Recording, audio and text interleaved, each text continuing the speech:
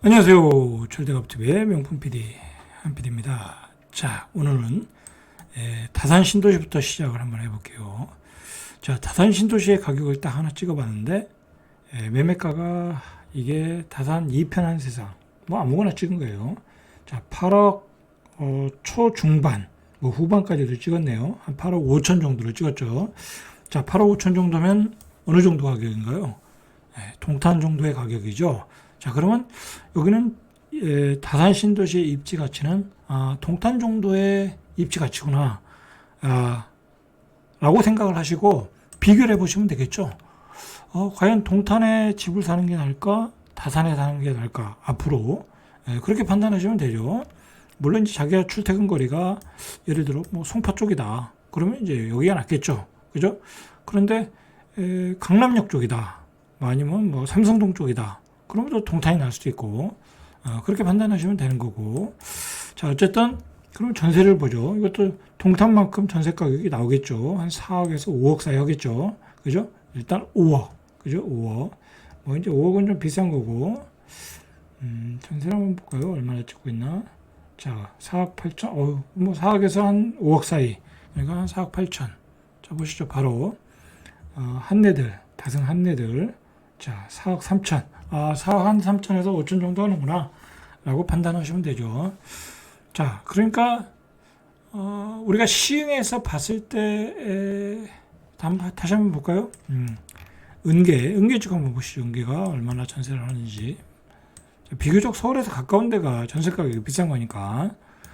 자, 100억까지 내려가면 한 3억 6, 7천, 8천. 뭐 그 정도 했으니까 아예 4억은 안 됐거든요. 그럼 차이가 나잖아요. 그죠? 자, 그러면 은계 정도에서 한번 보시죠. 여기죠. 자, 여기 서밋에서 한번 보죠. 여기는 전세 가격이 얼마나 하나. 자, 왜 전세 가격을 비교하냐면, 그 지역의 가격이 고평가되어 있나 아닌가를 보는 거예요. 자, 여기도, 서밋, 은계에서, 입지가 좋은데, 여기, 뭐 역세권은 아니지만, 매매 가격이 6억 6천. 그죠? 전세 가격이 4억 정도. 그러면 저쪽보다, 다산보다 한 2억이 싼데, 전세 가격은 한 5천 정도가 싸네요. 그러면 가격적인 메리트는 여기가 있네요. 그죠? 여기도 강남 출퇴근이 가능하니까, 송파까지는 좀 멀고, 그죠? 정주 여권은 다산만 붙어죠. 그죠? 왜냐면 여긴 작잖아요. 다산보다. 그리고 다산은 이제 구리 신도시도 있고, 서울 도심으로 출퇴근할 수도 있고, 물론 여기서 이제 영등포나 뭐 구로 디지털 가산 디지털인지 그런 데 출퇴근할 수 있으니까 뭐 비슷비슷한 거예요. 그러나 가격은 여기가 싸다. 그럼 돈이 모자라신 분은 이쪽에 오면 되는 거죠. 그죠? 그렇게 판단하시면 돼요. 그죠? 자, 그러나 다산이 더 비싸다라는 거예요. 자, 오늘 이제 그런 이제 수도권의 전반적인 가격대를 여러분들이 좀 이해를 하셔야 돼.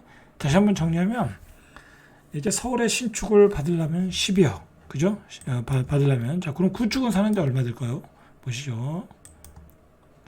뭐 가장 그 평균적인 뭐 지금 이게 평균적이라고 할까요? 그런 데가 가장 좋다는 것 같아요. 제가 보기엔 이 역세권이면서 서울 도심과도 가깝고, 그죠? 이런 지역 한번 보죠. 얼마나 하나? 자, 그렇죠. 자, 여기에 2012년 10년 차. 12년 차네. 꽤 오래됐어요. 자, 매매 가격이 11억 4천. 최근에 서울의 분양 가격이죠. 그러니까 이게 앞으로 서울의 가격을 형성하고 있는 거야. 앞으로 지금 현재도. 근데 여기는 전세가 6억이 넘어. 서울 도심이니까. 자, 뭐 여기는 뭐랄까요? 뭐 서울의 모든 곳에 출퇴근이 가능한 지역이니까 가전뉴타운은, 그죠? 여의도도 가능하고. 그리고 뭐 용산도 가능하고, 뭐 신천도 가능하고, 서울 도심도 가능하고, 뭐 때에 따라서는 뭐 강남도 갈 수 있고, 그죠? 상암동도 가깝고, 그러니까 뭐 전세 가격이 당연히 셀 수밖에 없죠. 자, 다시 한번 볼까요? 하나만 더 볼게요. 이거 중요한 얘기니까. 자, 서울의 여기를 보시죠. 은평구. 자, 여기 보시죠. 새 아파트를 한번 보시죠. 얼마나 하나? 32평이. 자, 32평을 봐야죠.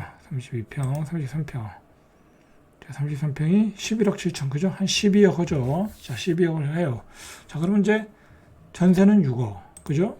전세는 6억에서 6억 5천, 6억 정도. 그리고 매매로 살려면 12억이다. 그러면 조금 나는 쾌적한 곳으로 가겠다. 조금 정주권이 좋은 그런 데 가려면 이제 9억. 그죠? 9억. 그 다음에 나는 조금 그거보다는 떨어지는 데 간다. 그리고 이제 서울 도심과 연결되는 역세권에 가야겠다 하면 한 7억 정도. 한 7억 5천 정도. 자, 그리고 그것보다 조금 더 외곽으로 가야 되겠다. 6억대. 그죠? 이제 그렇게 판단하셔야 돼.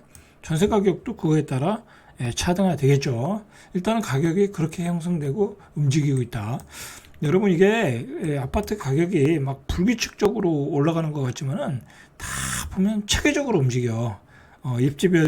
입지별에 따라 가격 차이가 이렇게 균등하게 아주 밸런스 맞춰 잘 차이가 나면서 그렇게 형성이 되더라고 항상. 물론 오늘 뭐 트리마제 같은데 이런 고가 아파트에서는 뭐 얼마가 올랐대더라. 뭐 몇십억이 올랐다고 그러죠. 뭐 그 펜트하우스 같은데 그런 거는 뭐 예외죠, 예외. 그죠? 예외고. 자, 그리고 여러분들한테 이런 얘기를 꼭 해주고 싶어요. 제가 이제 저는 저희 와이프가 부동산 하니까 옆에서 많이 보잖아요. 어떤 물건들이 거래가 되는지. 뭐 세종에서 거래되는 게 서울에서 거래되는 거고 양상이 비슷할 것 같아. 여러분들 가령 이제 싼 매물들이 나오잖아요.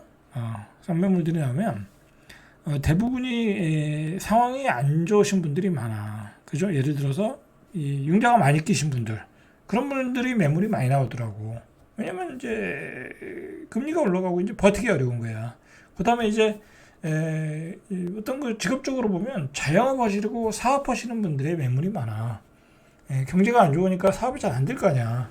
그리고 무리하게 대출 받고 무리하게 이것저것 막 집을 사신 분들이 많을 거 아니야.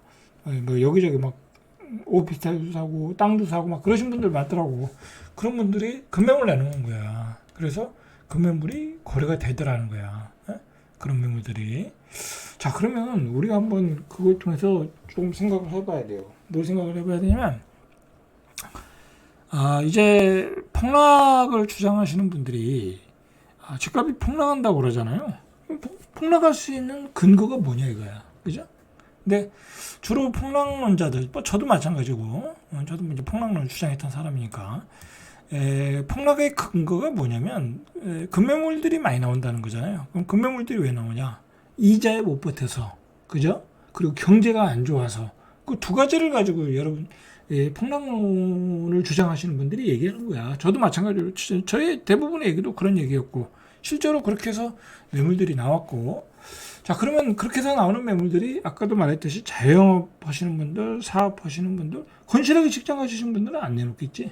자, 그 다음에 무리하게 투자했던 분들, 그런 분들의 매물이 거래가 되더라는 거야. 거래가 되더라.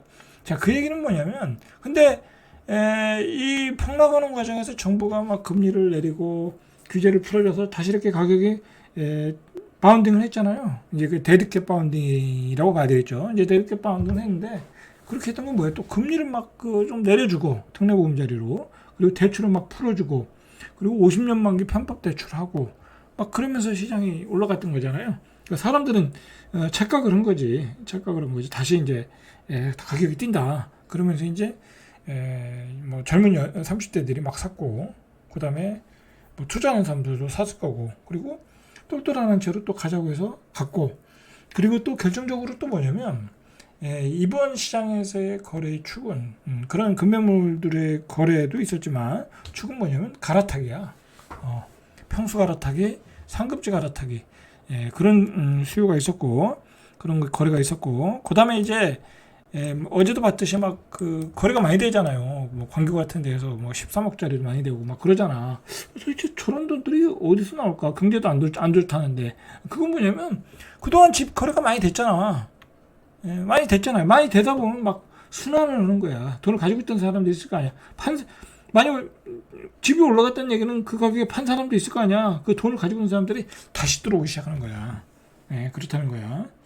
자, 그러면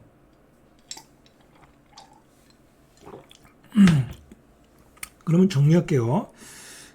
이제 뭐 공급은 모자르고 분양가는 막 올라가고, 그죠? 분양가는 올라가고, 그러니까 위에서 막 분양가가 집값을 끌어올리는 지금 상황이고, 그리고 밑에서는 전세가가 밀어 올리고 있는 상황이야. 사람들이 이 하단과 상단에서 그런 압박을 받는 거야, 지금. 그래서 사람들이 지금 집을 사고 있는 거야.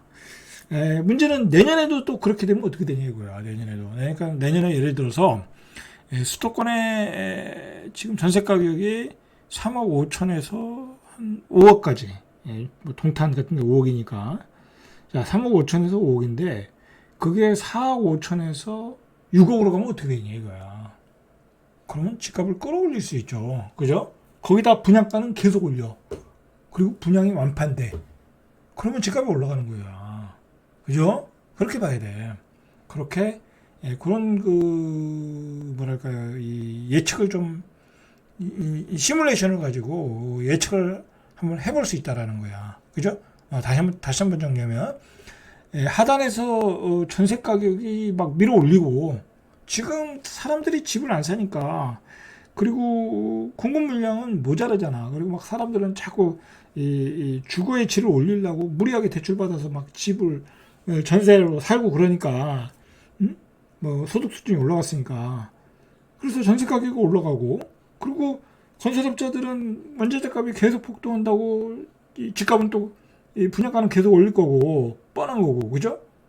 물론 이제 뭐 딴 데는 분양이 안 되겠지. 입지가 안 좋은 데나 그런 데는 뭐 올리는 건 한계는 있겠지만, 그래도 지금은 막 분양이 되잖아. 전매제가 된다니까. 자, 그렇게 되면 집값이 또 올라갈 수 있는 여지는 있다. 그러면 반대로 집값이 떨어질 수 있는 여지는 뭐냐? 폭락할 여지는 뭐냐? 말 그대로 폭락론자들이 주장했듯이 이 경제가 무너져야 되는 거야. 그죠? 지금 봤잖아요. 급매물 내는 사람들이 어떤 사람들이야? 사업이 안 되는 사람들. 그죠? 사업이 안 되는 사람들. 자영업자들. 그런 분들이잖아. 건실하게 직장 다니시는 분들은 버틸 수 있다고. 집 한 채 정도 가지고 있으면. 그죠? 근데 경제가 너무 안 좋아가지고 대기업들 막 구조조정하고, 그죠? 그리고 막 자르고 막 그러면 이제 직장 잊어버리니까, 직장을 잃어버리니까 대출 못 갚잖아. 그럼 금매물이 쏟아지지. 자, 그러니까 결론은 간단해요, 여러분들. 지금 현재 가격에서 집값이 더 오르기는 물론 쉽지 않다.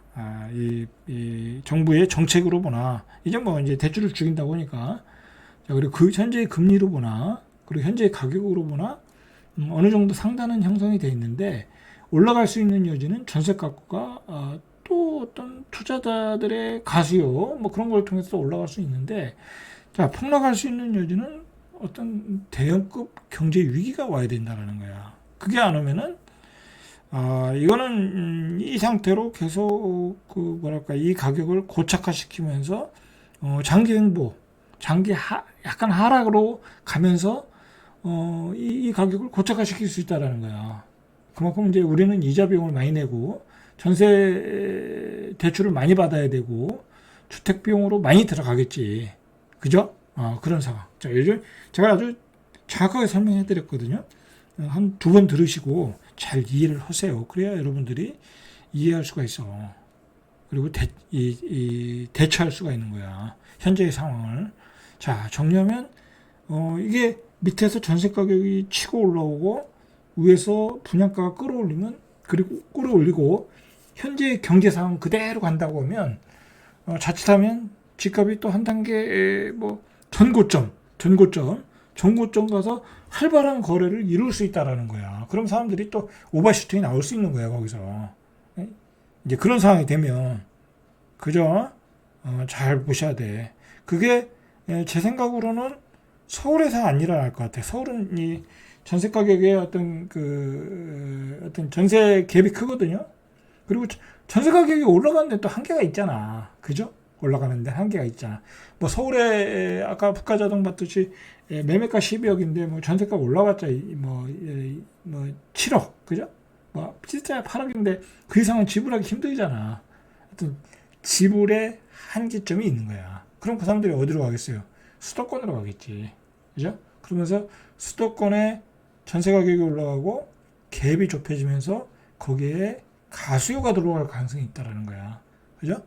그런 염두를, 그런 상황을 좀 염두에 두시고, 내 집 마련을 뭐 준비를 좀 하셔야 되지 않을까. 자, 이런 얘기까지만 하고, 내일 한번 다시 또 얘기해보죠. 자, 절대값 튜브의 명품 PD, 한 PD였습니다.